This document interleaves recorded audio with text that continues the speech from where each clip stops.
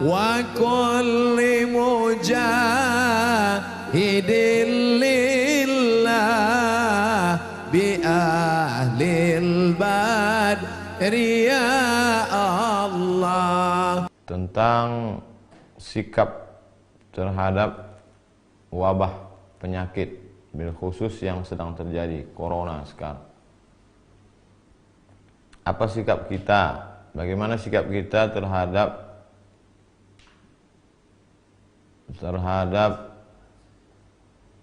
beberapa daerah yang mengosongkan masjid, tidak melaksanakan sholat Jumat dan sholat berjamaah? Apakah sebaiknya kita sholat ke masjid atau di rumah pada saat bencana, pada saat wabah?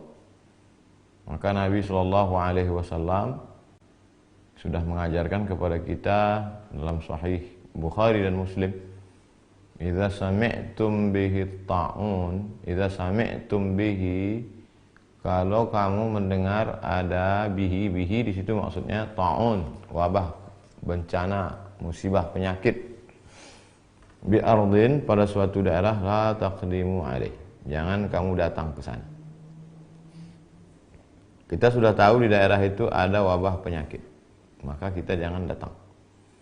Wa idza waqa'a bi ardin wa antum biha, kalau kamu berada di suatu tempat dan di situ ada wabah penyakit, fala takhruju firaran minhu, maka jangan keluar dari daerah itu. Ini kan yang dilakukan oleh beberapa negara sekarang. Italia misalnya, kita sudah tahu di sana ada wabah terbesar nomor 2 setelah Cina, maka kita jangan ke sana, jangan liburan ke sana. Ini dikasih cuti malah pergi liburan ke Eropa. Dan kalau kita udah sempat ke sana, maka jangan pulang ke Indonesia. Alhamdulillah sekarang sudah ada karantina 14 hari untuk sterilisasi. Kalau sudah bersih, dia steril, tidak ada membawa virus, baru dia boleh lagi berinteraksi sosial dengan masyarakat. Lalu ada sebagian orang mengatakan, untuk apa kita takut bencana? Kita kan tawakal, takutnya kepada Allah Subhanahu wa taala. Loh, ini kan yang mengajarkan Nabi Muhammad sallallahu alaihi wasallam. Kata Nabi, firra minal majzum, firra, larilah engkau, minal majzum. Kalau ada orang yang terkena penyakit menular, di sini dalam konteks ini Nabi menyebutkan penyakit kusta. Firra minal, larilah engkau dari orang yang kena penyakit kusta, firaraka minal asad, seperti engkau lari dari singa. Jadi kita lari dari suatu daerah kawasan yang banyak virus itu bukan kita lari dari takdir. Bahkan pada masa Sayyidina Umar bin Khattab ada suatu lembah, di situ banyak wabah, hama, virus. Kemudian kata Umar bin Khattab, mari kita pindah ke tempat yang tidak ada manusia di situ, yang bersih, steril. Loh, kalau begitu kita lari dari takdir, kita pindah dari takdir yang buruk ke takdir yang baik. Nah, jadi bukan berarti ketika ada orang terkontaminasi bakteri lalu saya tidak takut pada bakteri, hanya takut pada Allah. Itu tidak betul. Kita sudah meninggalkan sunnah Rasulullah SAW. Bagaimana kalau ada orang yang jelas-jelas tertular, kena virus, lalu dia ingin bersalaman dengan kita? Zaman Nabi pernah itu. Ada orang yang sudah terkena penyakit kusta menular. Kata Nabi, inna qad bay'anaka farji'. Kami sudah membaiat engkau. Sudah berbaiat. Farji'. Mestinya berbaiat itu salaman. Tapi kata Nabi, karena dia kena penyakit menular, inna qad bay'anaka. Sudah, farji', pulanglah. Tidak perlu bersalaman. Jadi yang kita lakukan hari ini, tidak berinteraksi sosial dengan orang yang dikhawatirkan menularkan virus, tidak bersalaman, bukan meninggalkan sunnah, justru sedang melaksanakan sunnah. Apakah wabah ini hanya baru sekarang terjadi? kita baca apa yang disebutkan oleh Imam Az-Zahabi dalam kitab Syiar A'lam An-Nubala. Wa kana al-qahtu 'aziman bi Misra. Pernah suatu masa terjadi di Mesir itu masa paceklik. Wa bil Andalus. Tidak hanya di Mesir, sampai ke Andalusia, Spanyol. Mesir, Libya, Tunisia, Aljazair, Maroko, Spanyol. Wa ma'ahida qahtun wala waba'un mithlu. Belum pernah terjadi masa paceklik, kemarau panjang dan wabah penyakit sedahsyat itu. Di Cordoba, di Spanyol, di Andalusia. Hatta baqiyatil masajidu mughlaqah. Sampai masjid-masjid ditutup. Bila musallin, tidak ada orang salat. Masjid tutup, tak ada salat. Sama seperti sekarang. Wa summiya 'amul ju'il akbar. Tahun itu disebut dengan tahun al-ju'il akbar. Tahun kelaparan, wabah penyakit terdahsyat, terbesar dalam sejarah. Begitu kata Imam. Jadi jangan pernah kita merasa memang ini lagi takdir kita. 1820 pernah terjadi. Dulu ada namanya kolera, dulu pernah ada flu burung, dulu pernah ada medco. Dan ini takdir.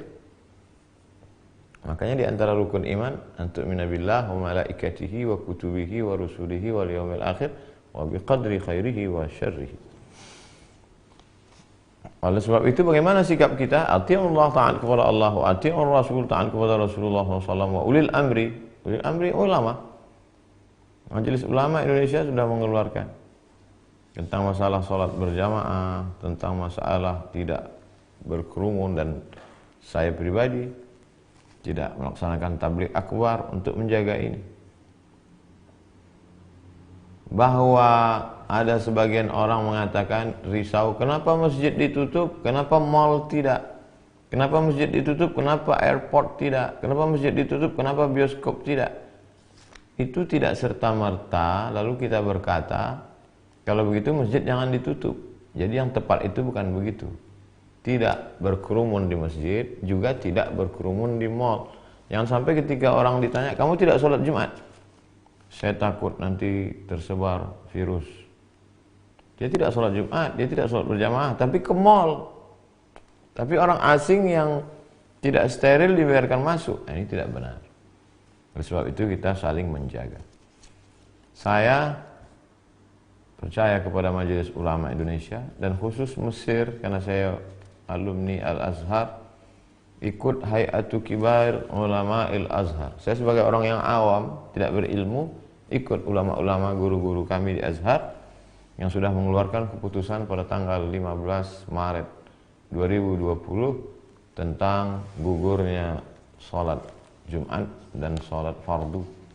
Perlu kita pahami bahwa korban akibat virus corona di Mesir jauh di bawah Indonesia. Coba lihat pengumuman, paling tinggi di atas Cina, setelah itu Italia, setelah itu Iran. Kita Mesir jauh di bawah. Oleh sebab itu Mesir saja langkahnya begitu, apalagi kita. Wallahu a'lam bishawab. Assalamualaikum warahmatullahi wabarakatuh. Waalaikumsalam warahmatullahi wabarakatuh. Bagaimana cara menjelaskan kepada orang tua yang baik agar selalu tidak merasa bangga karena sudah haji, tidak pamer dan tidak merasa baik, dan menjadi wanita sholihah itu seperti apa?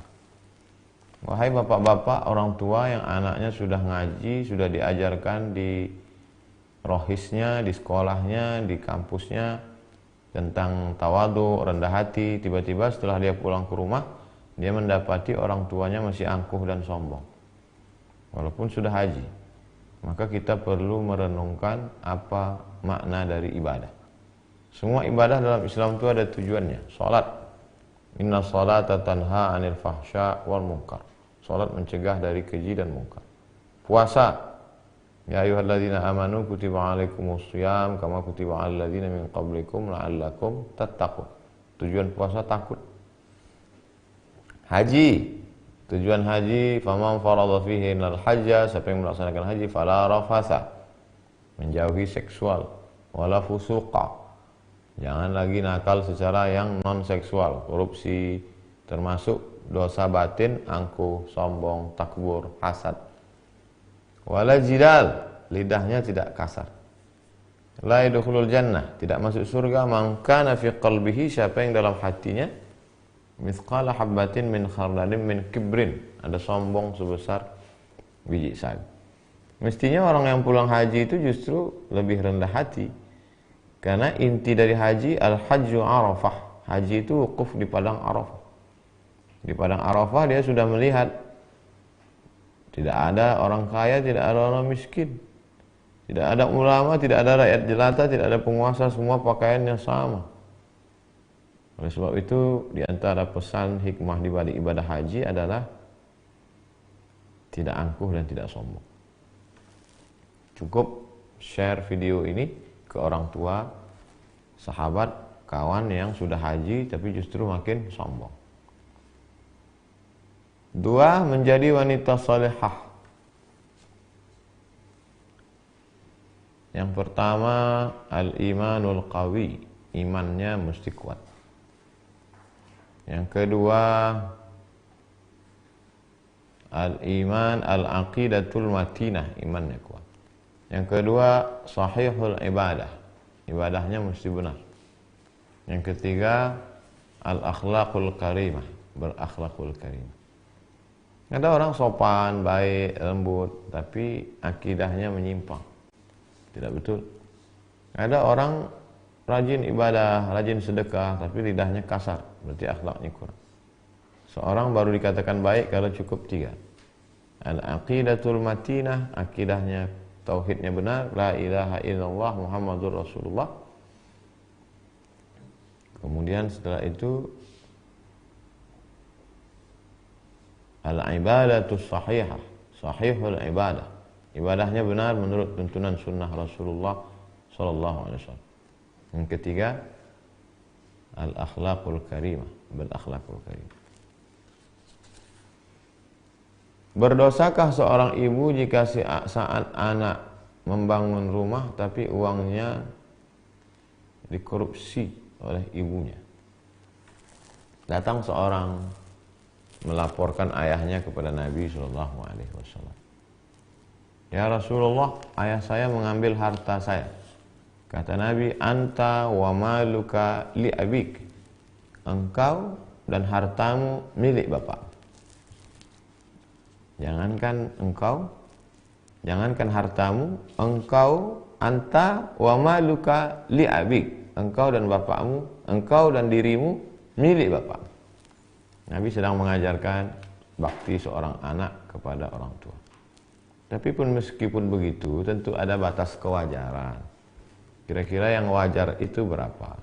Kalau sampai di atas lebih dari kewajaran, tapi jangan gara-gara itu sampai seperti yang kita lihat di pengadilan. Seorang anak menuntut ibu hanya karena sebatang kayu yang dipotong. Oleh sebab itu tidak benar. Jadi dalam hal ini mesti dilihat batas kewajaran. Ibu mengambil uang untuk keperluan dia sehari-hari. Kira-kira batas yang normal, yang wajar itu berapa untuk kebutuhan seorang ibu? Makannya, pakaiannya, dia ambil, baik. Tapi lebih daripada itu, maka mesti diberitahu. Bukan anak yang beritahu, tapi ada orang lain yang ucapannya didengar oleh si ibu. Wallahu a'lam bishawab.